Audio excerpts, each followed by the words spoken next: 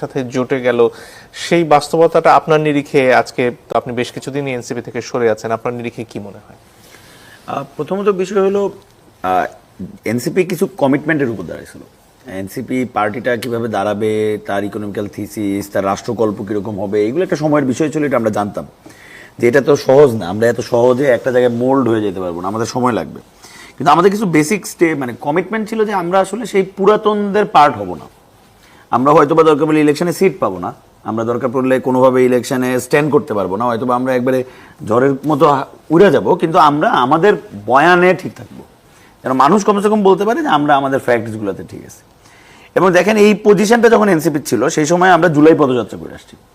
জুলাই পদযাত্রার সময় আমি দেখছি যে সারা বাংলাদেশের মানুষের কি পরিমাণ ভালোবাসা, মানে সারা বাংলাদেশের মানুষ প্রত্যেকটা জেলায় কি পরিমাণ মানুষজন শুধু আগ্রহে দেখে বসে রয়েছে যে কখন আসবে আমি তো দেখব। এই যে মানুষের যে ভালোবাসা, মানুষের যে অ্যাপ্রিসিয়েশন, এই অ্যাপ্রিসিয়েশনের উপর তো ভরসা রাখতে হইতো। ওই যে একটু আগে আপনি যেটা বললেন নিরাপত্তা প্রসঙ্গ বা অন্যান্য যে বিষয়, বা আমি আমার প্রথম আলাপেও যেটা করছি, আপনার তো জনগণের উপর ভরসা রাখতে হবে। আপনি জনগণের উপর ভরসা না রেখা আপনি যতবার ভাববেন যে আমি কিছু একটা করবো জনগণ আমার পিছে আসবে, এটা তো একটা ভুল রাজনীতি। আপনার তো জনগণের উপর ভরসা রাখতে হবে। জনগণ যখন আপনাকে এই ভালোবাসাটা দেখাইলো, এই ভালোবাসাটার প্রতি তো আপনার ভরসা রাখার তখন তাদের কি করা উচিত ছিল? নিশ্চয়ই তারা যে বক্তব্যগুলো দিচ্ছে সেই বক্তব্যগুলোর জন্যই তো জনগণ তার প্রতি ভালোবাসা দেখাইছে। বাংলাদেশের জনগণ এখানকার যে মনে করেন এটা আওয়ামী লীগ হোক, বিএনপি হোক কিংবা জামাত হোক, আপনি যদি লক্ষ্য করেন এরা কেউ পার্টি নামে আলাদা, হয়তো বা কিছু আদর্শিক জায়গায় আলাদা, কিন্তু রাষ্ট্র পরিচালনার ক্ষেত্রে কিন্তু তারা সবাই মোটামুটি একই রকম পার্টি। তাদের ইকোনমিক্স একই রকম, তারা অর্থনীতি চালাবে একই রকম, তারা মৌলিক অধিকারের প্রশ্নে এগুলোকে ব্যবসা হইতে দিবে, তিনও পার্টি ব্যবসা করতে দিবে, তাদের এগুলো নিয়ে কোনো প্রবলেম নেই। মানে পলিটিক্সের কেউ কিন্তু আলাদা না। জনগণ কিন্তু ভরসা করছিল এনসিপি কে এই কারণেই যে তথাকথিত এই পার্টিগুলোর বাইরে হয়ে আসা তারা এমন একটা রাষ্ট্রকল্প আনবে যে রাষ্ট্রকল্পটা হয়তো বা আরো বেশি মানবিক হবে। ভাইয়ের এই কথার সাথে আমি একমত যে জুলাইয়ের আসলে কোনো সিঙ্গেল এজেন্ডা ছিল না। আপনি জুলাইয়ের একটা কথা দিয়ে কোনোদিন আটকাতে পারবেন না, কিন্তু জুলাইয়ের একটা ড্রিম ছিল, যেটারে আমি নিজে বলি আর কি, যেটা জুলাই ড্রিম ছিল যে আমি একটা আরেকটু মোর কমফোর্টেবল প্লেসে আমি বাঁচবো, মানে আমি একটু কম চিন্তা করতে হবে আমার।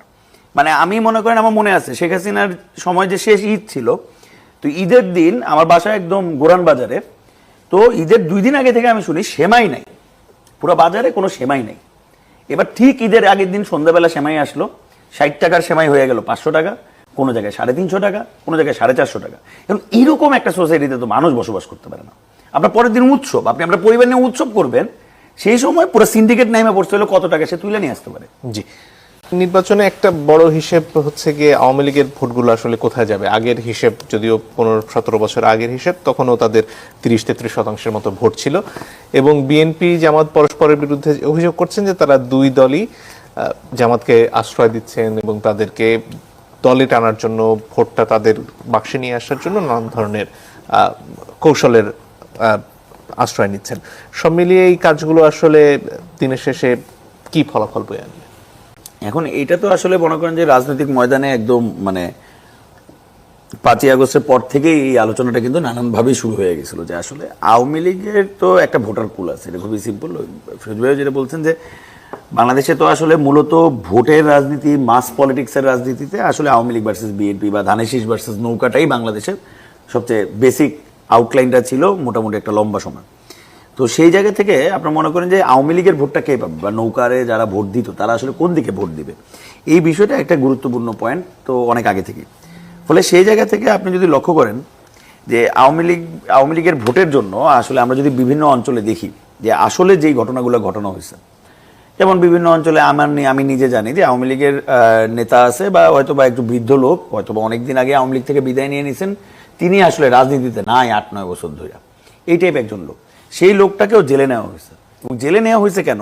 জেলে নেওয়ার পরে হয় সেটা বিএনপি হোক, হয় সেটা জামাত হোক, তার ফ্যামিলিতে গেছে এবং গিয়ে বলছে যে তোমার যদি যে কর্তৃত্ব আছে এই অঞ্চলে বা তোমার যে লোকজন আছে তারা যদি আমার হয়ে কাজ করে তাহলে আমি তোমাকে হাইকোর্ট থেকে জামিন করে নিয়ে আসবো। এবং তারা করাইছে, তাহলে এক প্রকার জিম্মি করছে।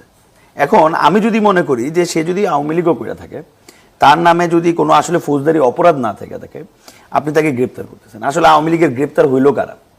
আমরা যে গত 1.5 বছর ধরে আসলে আওয়ামী লীগ বলে যাদেরকে গ্রেপ্তার করলাম, আমরা কাদেরকে গ্রেপ্তার করলাম?